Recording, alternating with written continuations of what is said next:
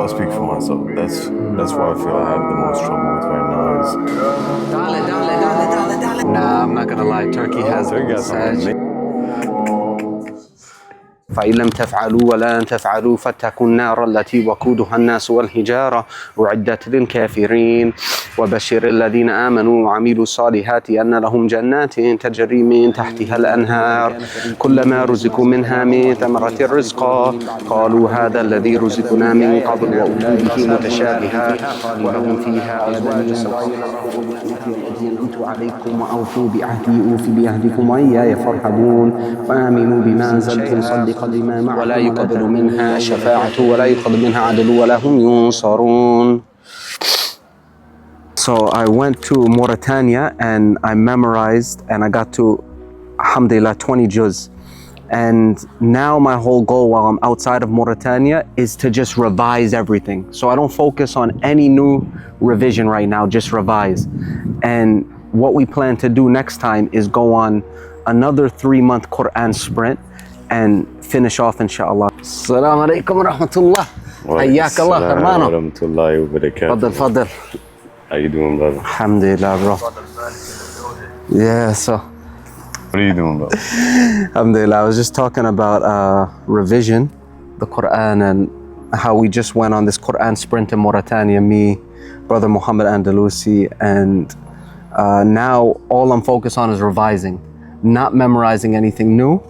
And next time we go out and do something, we're just gonna try to complete the memorization, inshallah. So that's how we try to do it now, because what I was finding is that when I try to, memorize and revise, and now at this point in my life, I'm trying to launch, new projects. I'm trying to focus on some other areas of my life. It gets too much. So that's how we came up with doing these sprints, so we just 3 months, we're like, okay, we're gonna cut everything off. We're just gonna lock in and go and just focus on memorization of the Qur'an. And then we leave, and now it's just maintain what you memorized. But I have a question. How do you do this? Like, how can you handle in like real life, real day-to-day life? Because like money, work, Yeah. like how do you put all that to the side to then spend 3 months doing this? Yeah, well, sometimes you can't put it all to the side, but you have to shift from being in a state of building it to a state of maintenance. So, for example, and some things may even break.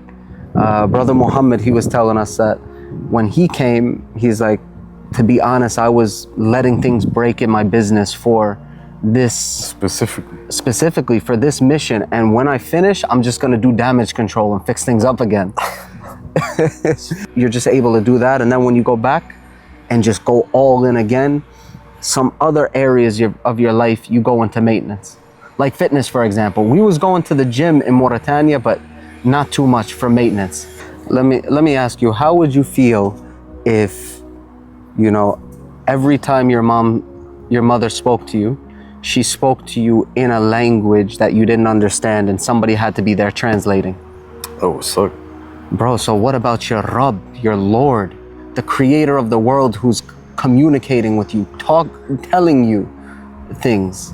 Like, shouldn't that be even more, You're right, it should be more. Shouldn't you even feel even more like, bro, I gotta get this done. How am I at this position? And I guess it's just making that click for people. Like, how can I be at a point where I do not understand what the creator of the universe is telling me? That's what I'm saying, is like, I feel like I go in states where I'm there, my iman is high, the connection, but then it's like you get pulled into dunya. I'll speak for myself. That's why I feel I have the most trouble with right now, is dipping in and out of consciousness, in and out of taqwa, in and out of the connection with Allah. And I get what you're saying, bro. Yeah. I get it. It's the most important thing is to understand what Allah subhanahu wa ta'ala is trying to tell us, bro. Like, otherwise, why would I be Muslim? Right? But it's in those states. I guess I'm trying to figure out for myself, what do you do to wake up? La ilaha illallah. Should go work out. Let's go, bro. And then your workouts, what do? Just superset everything?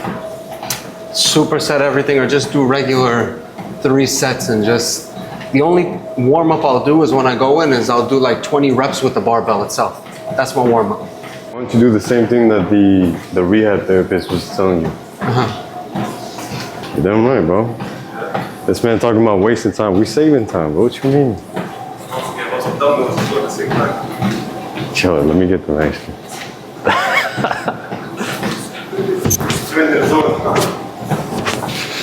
Yeah, so he got I had shoulder surgery. So 2 shoulder surgery. 2, right?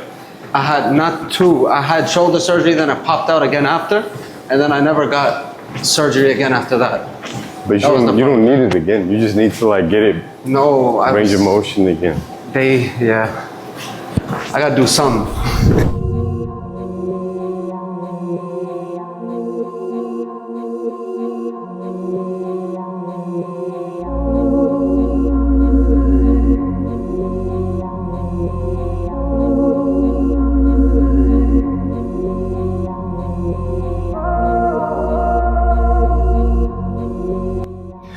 Pumped.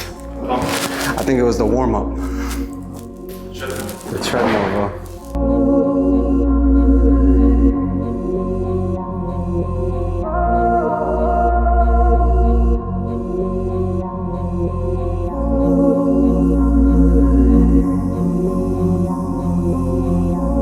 What workout do I enjoy the least? Leg day, every single one. But it's necessary. Yes, subhanAllah. You skip a leg day? I don't skip a leg day, but sometimes you have those wasawas from the shaitan to skip a leg day, but you just gotta fight through it. Yeah, I think I heard Habib Nurmagomedov say, or maybe it was Islam Makhachev, that a lot of the grappling they do on the ground, people think like it's strengthening the arms, but it's really strengthening the legs, which makes you dominant, subhanAllah.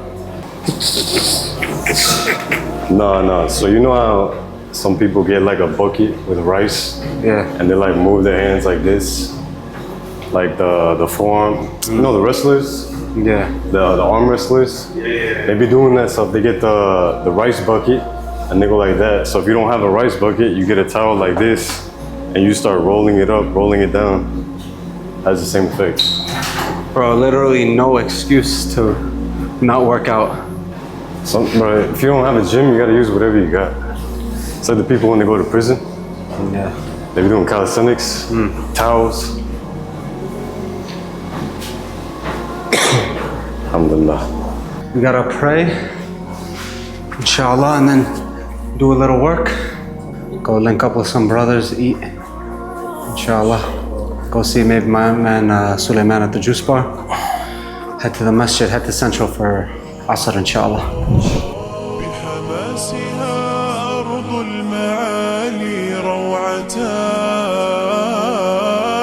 فقد بروز النار شعلا تشتعل وبأرضها الجوال ثارت رونقا تضفي بهاء خالصا منها أجال كالنار لا تخبو ويشعل فعلها. Got him. Oh, here, buy this course. This is gonna solve all your issues. And then you get the course, and it does nothing. You're like, yo, I could have got this on Google. I could have got it on YouTube.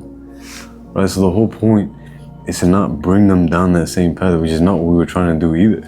Yeah. Right? We were trying to walk with them, do like done for you, done with you type thing versus, oh, hey, here's the course, Bismillah.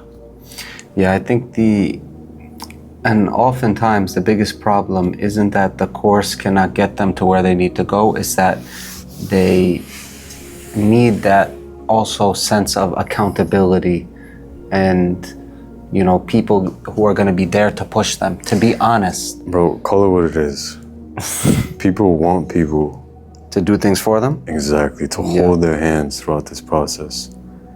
Right, like, be honest, when you first started doing videography and stuff like this, did you not want someone to like, yo, like, can someone show me at least like the beginning steps? You want that, but You shouldn't, sometimes you shouldn't have it. sometimes you need to like figure things out on your own. Sometimes you don't find it. That too. Yeah. There's no mentors that actually want to mentor people. Facts. And that's where it is. So, yeah, what I think we need to do is we need to create this merge between done for you and done with you. Also transition them into a done with you model so they can gain the essential skills that they need to be able to go and maintain this There's steps later to it. on. Because if you just do everything for somebody, then they're not, what's the saying? Something about fish, bro. Yeah, That's if all. you can. Teach. My- You Yeah. can give a man a fish, or you can teach him how to fish. Basically. Exactly. My dad told me that when I was a kid, bro. Powerful. Imagine you're doing the videography right now. Yeah. And then imagine like me and Muaadh, we're like, yo, we want you to record the stuff for us, but we're just gonna pay you like 50K a month. Yeah. You'd be like, yo, 50K a month. And imagine you're getting 50K a month, not doing much. So why would you even try to do more? Yeah. Why would you try to learn more? Why would you try to grow if you were just getting such a huge comfort net? Yeah. So then what ends up happening, imagine me and Muaadh just disappear one day. You're done. Yeah. Where are you gonna get the money? Exactly. Right? You're gonna go to the next man and be like, yeah, I was working for these guys. I was making 50K. They're gonna look at your work and be like, you're making 50K for this? Yeah. Like, get on my face, bro. You know, so it's very important that we learn things. And as you said, if you're a man, like, you should never be in that position where someone else is taking care of you. Like, granted, there are times where it might happen. Like, long-term game. Yeah. Like, you have to have that set up because as the saying goes, if you teach a man to fish, or if you give a man a fish every day for the rest of his life, you feed him every single day, but the moment you die, he dies with you because he doesn't know how to fish. But Yeah. if you teach him, when you die, he can continue to live. Sadaqah, basically. Exactly. So Ongoing, yeah. if we could do for them some of these things, like you gave an example, I think, take their first sales call for them or make the first close for them. Show them, yeah. Yeah, and just so they see it's possible too, and then we have to gradually, then they have to be stepping in and taking the calls themselves because they need to learn Exactly. that. I remember when I first was doing sales calls, Yeah. and I had one sales call where it was like in 30 minutes, Yeah. 2K made in 30 minutes. Yeah. But it used to take me over 60 hours a month just to make 1K. Yeah. To make 1K. And in 30 minutes, I made what I would make in 2 months. So that's over 120 something hours. Like, bro, that broke my mind. And had I told that to my younger self right now, I'd be like, that's not possible. But it is possible. So if we bring people onto that and we understand this is what they're struggling with internally, this is what they're scared of, this is what they need reassurance with, and we walk them through that and be like, look, in the beginning, we are doing this with you, even for you in many cases, but so you can see the process, so you can start to move, you can understand it, and we say, okay, now you go, now you try, now you do this. Okay, where did you go wrong? Let's fix this and this. Until we can step away, you can uphold it, and then we can continue to scale it even further. Everybody looking at you like, yo, who that? Ooh, you? But you got the soul in the cafe. Nah, but You know they're looking at you. you got the podcast. So? That's what's in the Very beautiful, mashallah. Yeah. First time I ever been here. Been coming back and forth from London 11 years now, but mashallah, first time. Okay. It's alright. It's alright. It's alright. It's not like Turkey, no. Nah, I'm not gonna lie. Turkey has Turkey got some massage, amazing mashallah. masks, bro. No, it's still beautiful though. Allahumma back, it's still Yeah. beautiful. Especially because they got the library up top. Does that extend all the way around? You sure? Looks like they got something up there, bro. Mashallah. Take a walk. Yes, let's take a walk. And Walk. Are you trying to pet the pigeon, bro? And then there's a little hack for anybody who want free. This is where we tell them. Bro, I'm hungry. Yo, Ankad, come give me an outro. Then we go eat. Come on. All right, boy. Inshallah. That being said, if y'all enjoyed it, we got the straight He.